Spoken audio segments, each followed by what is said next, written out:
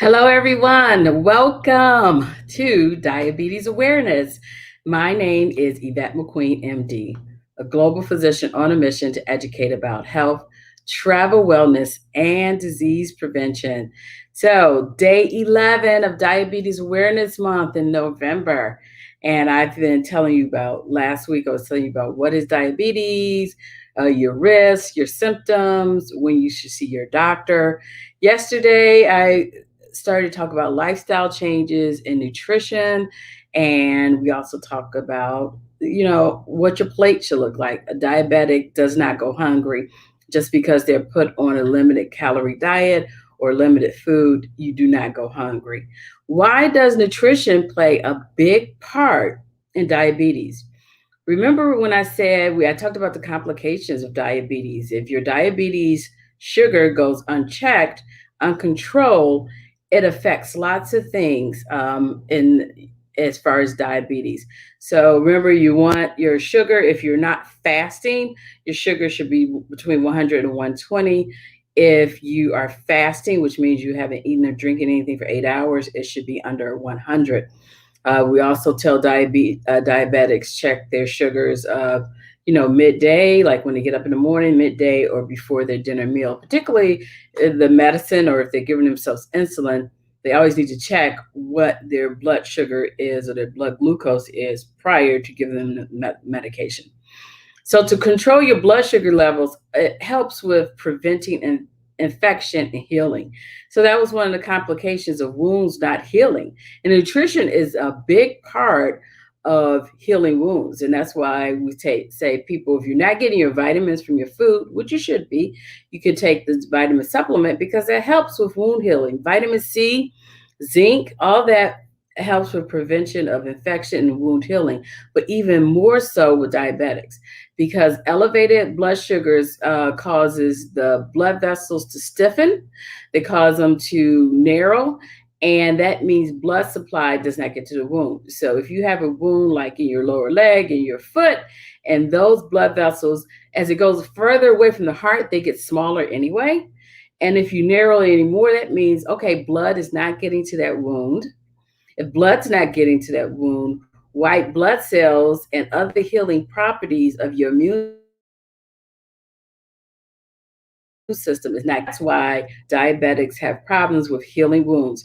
And when healing wounds fester, they fester and they can cause gangrene, which basically all the tissue around it dies, or it can become infected, sepsis, which then gets in your bloodstream, or it gets to the bone, osteomyelitis, which that's when people end up having toes and feet amputated.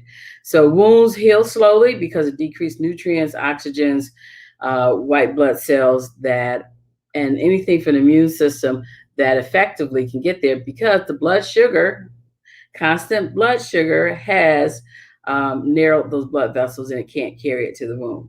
And you don't want to get to a point where one of your body parts is amputated because that is a unfortunate complication of diabetes.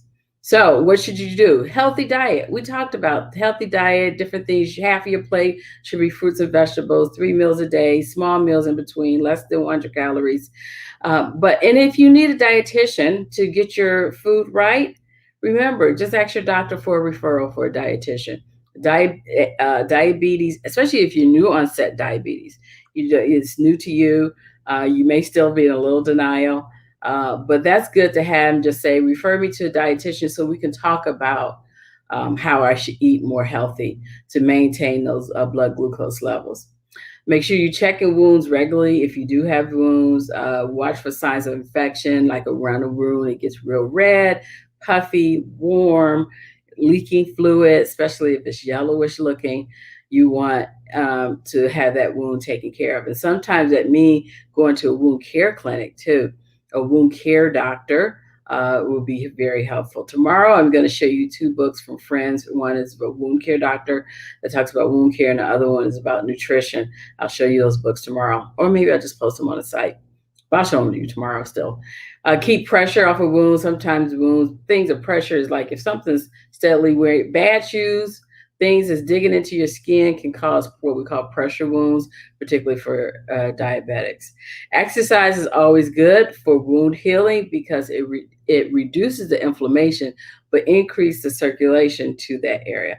Of course, smoking prevention. If you're diabetic, try to stop smoking, because not only is your blood sugar narrowing your arteries, smoking is also doing.